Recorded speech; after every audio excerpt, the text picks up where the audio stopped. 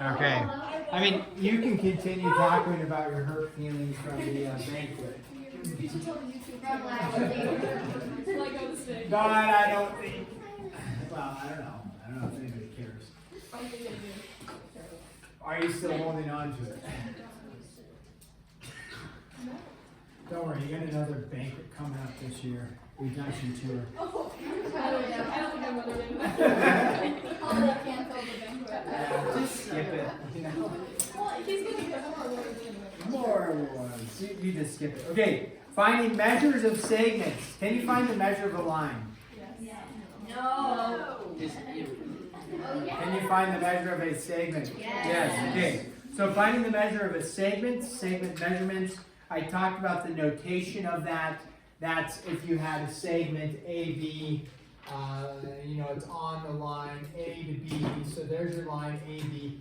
If I wrote AB with nothing over the top, we're finding the measure of that. So sometimes that comes into play where they just say find AB, and you're like, find AB, well, with no bar over the top, they're saying find the measure of that. The measure of that would simply be the distance of that. So if we were to actually find the distance of that, we could take a ruler and measure how far that is, right?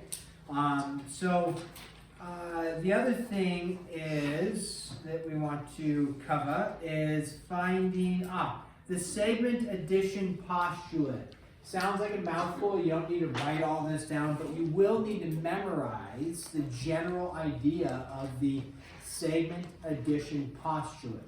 So with the segment addition postulate, this is in your book on page 25. Now the book has postulates and theorems. Postulates and theorems are statements in mathematics that always hold true, that have been proved. You don't have to prove it, it just always holds true. So the segment addition postulate states this. If you have like a letter P and T and let's say R, the segment addition postulate says if you take a small segment PT plus a small segment TR, it is equal to a big segment PR. That's all the segment addition postulate states. Two small segments PT and TR added together give you one large segment PR in this case. So I just say two smalls equal a big when you add them together. That's all the segment addition postulate is. So you take two small segments added together and it equals a large segment. Now, it also states in there, it says, they use Q, but it says like if T is between P and R, then this is true, okay? And then vice versa, if you knew this to be true, you could go backwards and look at a number or a line and say that like T has to fall between P and R. If you were looking at this statement here, you would know that T would fall in between P and R. So that's a little thing that we're going to utilize a little bit of, which is two smalls equal a big. The other thing when we talk about distance is we're going to end up tapping into an algebraic format or form or formula, I guess, and that is the distance on not a number line, but the distance on an XY plane. And you should all know the distance on an XY plane, meaning you've seen it before. If not, we will review it or expose you to it, but hopefully you've seen this before. So if you have 2 points on an XY plane, and I want to know the distance in between. Okay, the distance in between is, you would use the Pythag theorem. And the Pythag theorem is a squared plus b squared is equal to c squared. Most of you are familiarized with that. So the Pythag theorem is what we're going to use because we could formulate a right triangle like this. Now, knowing where it comes from isn't the most important thing because you can memorize it. And sometimes people like knowing where it comes from because it helps them memorize it. So if I wanted to find the distance from here to here, I would just take my x values. This is x1 here and x2 here, and you would subtract them. That would give you this distance. If you want to find your y values, you take your y2 value minus your y1 value and find the distance there. And that would give you a distance here and a distance here. If you want to know this distance right here, which we'll call d, you could do it in the Pythag theorem. So remember, the Pythag theorem was something like a squared plus b squared, right, is equal to c squared, where c is always your hypotenuse. So in this case, though, we're going to say d is our hypotenuse, so d squared, is equal to x2 minus x1 squared, because that's the distance from here to here, plus y2 minus y1 squared, because that's the distance from here to here. So it's a squared plus b squared is equal to the hypotenuse squared, which we're calling d squared. Now the formula in your book is not going to have d squared, because they just want you to solve for d, so they just throw everything underneath the square root. Okay, this formula, guys, will come up over and over and over, and I'm going to ask you to have it memorized for the mid-chapter assessment. So I'll say, what's the distance formula? And then you'll go, this. Amazing how many people are going to miss this on the mid-chapter assessment and on the test. It'll be on both, and in subsequent tests and things like that. Not every test, but several. Will be like, hey, what's the distance formula? It's a formula that we use often enough you should know. For mathematical purposes. So just because if you know it, you memorize it, then you can utilize it better. Okay? So it'll come up every so often, but definitely for our mid-chapter assessment, it'll say, what's the distance formula? You'll say d equals. Amazing how many people will go like this. They'll put a plus sign there. Amazing how many people will go like this, right? Amazing how many people will go like this. All natural errors that people make, but if you memorize it, then hopefully you won't make the error. Plus, think a squared plus b squared, so at least get the squared part right, plus, right, and the squared part. And this part, it's up to you to kind of hopefully get that portion as well. Okay, so that is something we need to know. So let's go over just a few little problems here.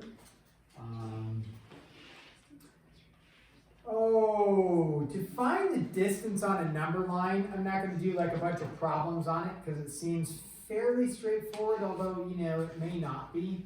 But if this was A, and we'll call this, let's say we're going to put A up there, put the numbers down here like -7, and this was B up here, we'll call this 10, okay? If I said, what is AB equal to? Again, with no bar over the top, they're saying, hey, what's the distance from A to B? You could count the spaces in between. Is there a fly? Yes. Oh. Who do we hope it lands on? Who's got hairspray in their hair?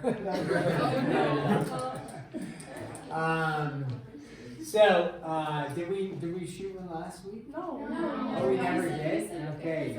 Let me make sure. Nope, that would not be helpful. It needs to have a jet stream on it. Yeah, that's pretty good. I don't want it there. Just right there. Make sure this is working. Oh, yeah. If he lands in an appropriate spot, which could be your book is appropriate, we will blast it.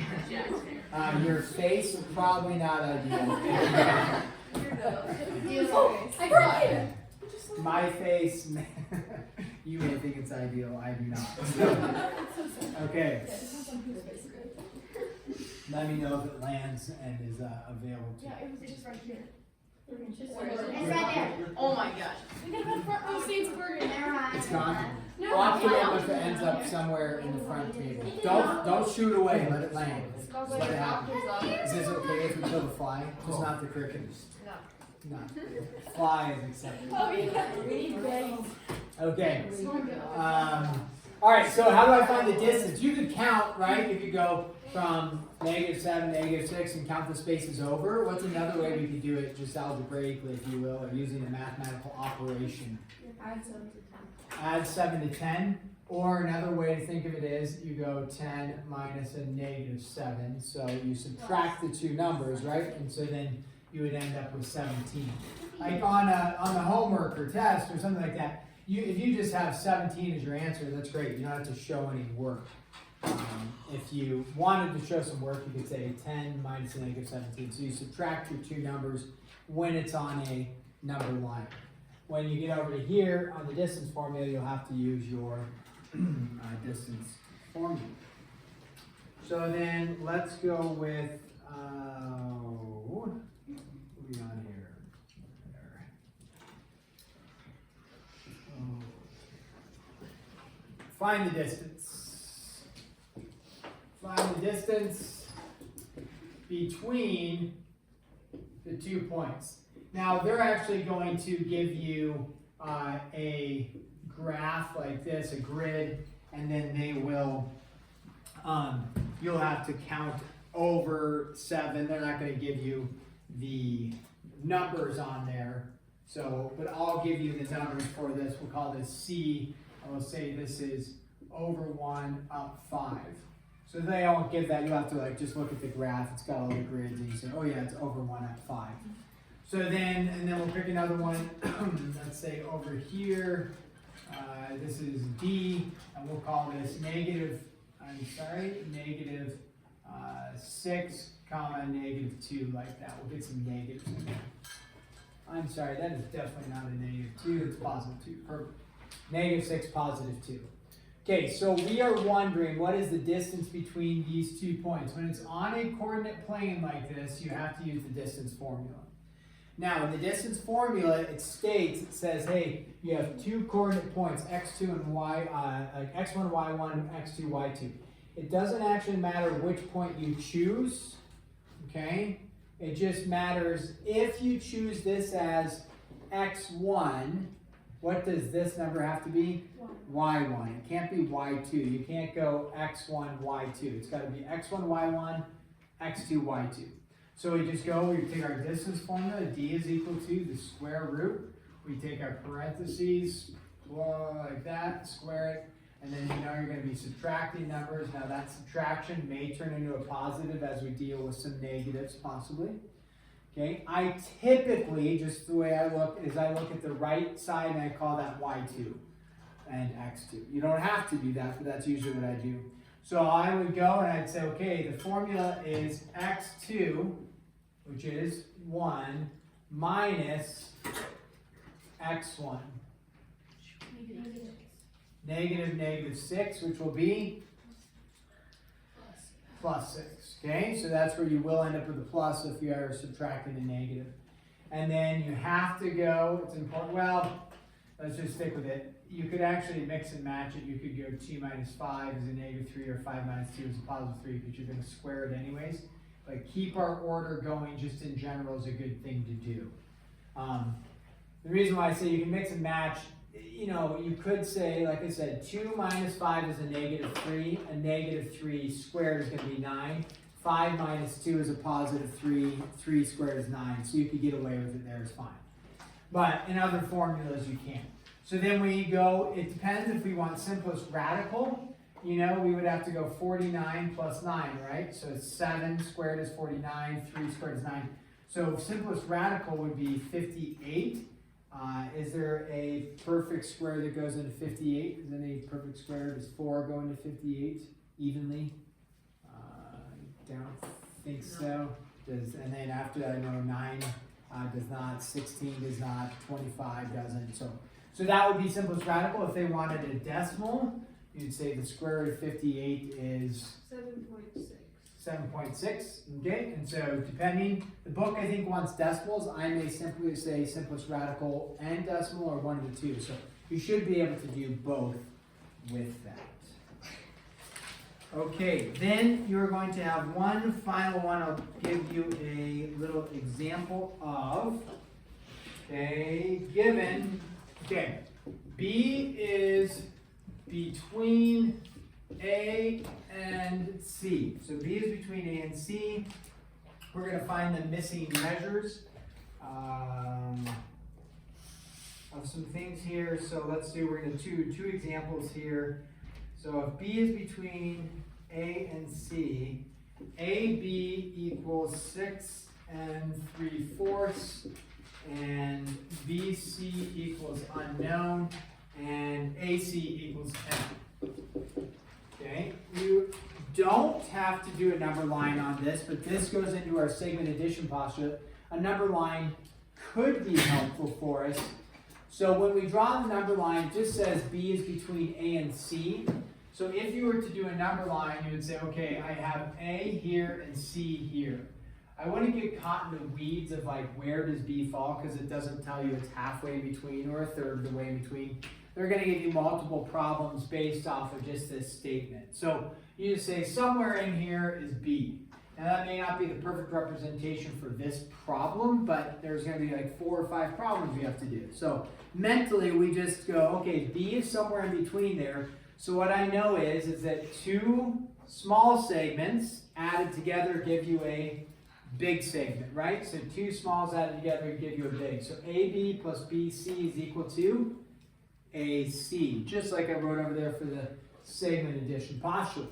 So we look at this and say, okay, what is AC equal to? Well, the big segment is 10. What makes up the big segment? It's the 2 smalls, right? So AB is 6 3/4 plus BC is unknown. Now remember, B is not a variable, C is not a variable, meaning it's not B times C. It's just the measure of BC. And then you solve for BC by subtracting. And then we get, okay, BC is 10 minus 6 3/4, which gives us 3 1/4, right? So 3 1/4. If you write 3.25, that's okay. If you write something, that's 13/4, that's okay too. They started in mixed fraction form, 6 3/4, they're probably going to end it in mixed fraction form. Okay, the last little example we're going to give, same thing. B is between A and C, and then they're going to say find, in this case specifically BC, and they're going to give you AB is equal to 3 times x plus 7, and then they give you BC is equal to 2 times x minus 3, and then they give you AC is equal to 50. So in this case, they actually give you 3 values, 2 variable expressions, 1 non-variable expression, and then they want you to solve for x. Well, you want to solve for BC, but the first thing you need to do is find x, and then you can find BC. So since we know B is between, because we're using the same thing right here, right? B is between AC. Here's our little number, not our number line, but our line with BC on it. We know B is in between, so what do I know? AB plus BC equals AC. So I just go AB 3 times x plus 7 plus 2 times x minus 3 is equal to 50. And I write an algebraic equation that way, and then I solve by distributing 3x plus the 21 plus the 2x minus the 6 is equal to 50. Like that, and we get 3x and 2x is 5x, and plus 15 is equal to 50. What do I do with the 15? Common error. Common error is to add the 15. It happens a lot, more than it should. Common error is to add the 15. We get 65 over here. But what do I do with the 15? Subtract it over, right? So 5x is equal to 35. X is equal to 7. A lot of people, very common error, they hit that, they box it, circle it, and walk away. What did the question ask for? Find BC, yeah. So don't do that on the test, you're going to lose 2 points. You did all this, the major work to get to X, and then you forgot simply to plug back in to find BC, right? So you get X, but the key here, the second key, the key is set up the equation, solve for X, and then you got to plug back in and find BC. So 2 times 7 minus 3, so BC is equal to 8, okay? And then you would be done. So a lot of times on the test, it may say find X and BC, or it may just say find BC. So either way, these ones, there's 2 parts to it. Don't forget those 2 parts. Okay, any questions on that before we move forward? Okay, we have 21 minutes.